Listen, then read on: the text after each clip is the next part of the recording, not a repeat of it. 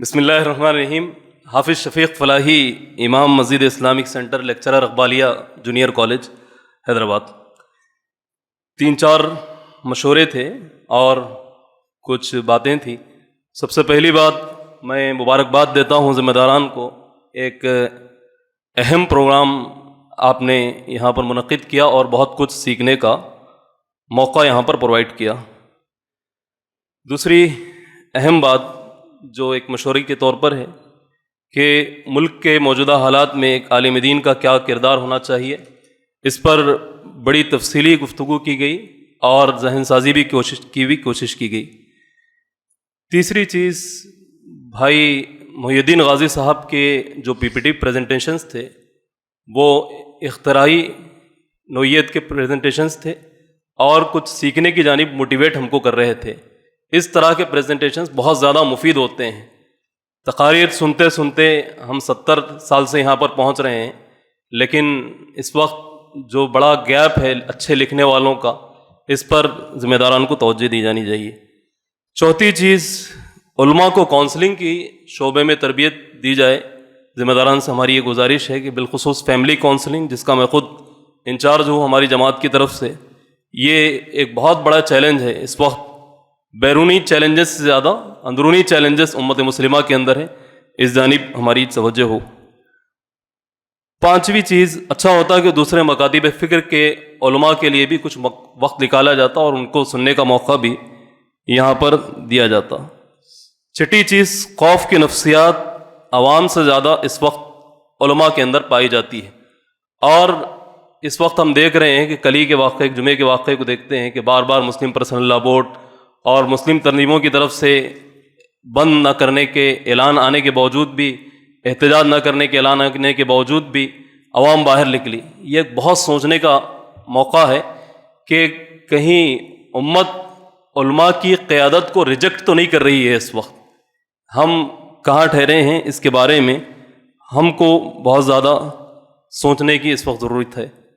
مولانا علی میاں ندوی رحمۃ اللہ علیہ نے پیام انسانیت تحریک شروع کی تھی۔ کیا اسی نوعیت کی تحریک اسلامی کے ذمہ داران کی طرف سے شروع کی جا سکتی ہے، ملک کے موجودہ حالات کو سامنے رکھ کر؟ اور آخر بات یہ کہتا ہوں کہ ہندوتوا کا فلسفہ بہت گنجلک فلسفہ ہے، اس کو بڑی آسانی کے ساتھ سمجھا نہیں جا سکتا۔ محترم امیر جماعت کے فکر انگیز اشارات اس سلسلے میں آ رہے تھے زندگی کے اندر، ہم اور آپ جنہوں نے پڑھا ہے بڑی ارق ریگیسی کے ساتھ محترم امیر جماعت نے ان مضامین کو لکھ رہے ہیں۔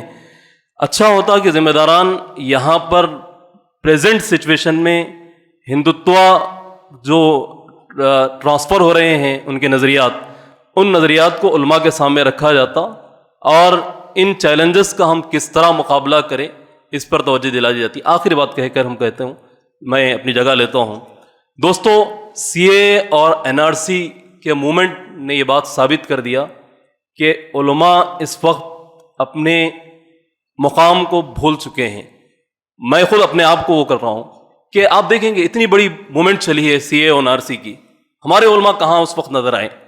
تو پریزنٹ برننگ ٹاپک سے ہم دور کیوں ہیں؟ ملک کے جو حالات جا رہے ہیں، ہم اپنے آپ کو سامنے کیوں نہیں کر رہے ہیں ان حالات میں؟ الحمدللہ اس معاملے میں میں ہر احتجاج میں، ہر پروٹیسٹ میں اور اسلامک سینٹر کے ذریعے سے جو میرے اسپیچز ہوتے ہیں اس کے اندر بار بار موٹیویٹ کرتا ہوں علماء کو بھی، عوام کو بھی، کہ آپ ملک کے آپ ضرورت بن جائیے اس ملک کی، اور ملک کے جو حالات چل رہے ہیں ان حالات کو آپ ایڈریس کرنے والے بنے۔ اتنا بڑا سی اے اور این آر سی موومنٹ اس امت نے چلایا، شاہی اغوا موومنٹ چلایا گیا، یہاں پر خال خال وہاں پر علماء کو دیکھنے کا ہم کو موقع ملا۔ کئی ایک واقعات ہو رہے ہیں، موب لنچنگ کے واقعات ہو رہے ہیں، دوسرے کئی ابھی ہمارے الہ آباد میں ایک گھر کو ڈیمولش کیا جا رہا ہے، وہاں پر کون سا عالم دین پہنچا؟ وہاں پر سوشل ایکٹیویسٹ پہنچ رہے ہیں، دوسری لوگ پہنچ رہے ہیں، لیکن کیا کوئی عالم دین وہاں پر پہنچا؟ جب آپ امت کی ضروریات کو مکمل نہیں کریں گے تو یاد رکھیے امت ہم کو ریجیکٹ کر دے گی اور اللہ تعالیٰ کل ہماری جگہ دوسرے افراد کو اٹھائے گا۔ یہ بڑی اہم چیزیں ہیں جن کی جانب میں نے اشارہ کیا ہے۔ محترم ذمہ داران اس پر سوچیں۔ اللہ تعالیٰ سے دعا ہے کہ جن نازک حالات سے امت مسلمہ اس وقت گزر رہی ہے، اس کا شعور ہم علماء کو بھی عطا کر اور امت کی قیادت کو بھی عطا کرے. جزاک اللہ.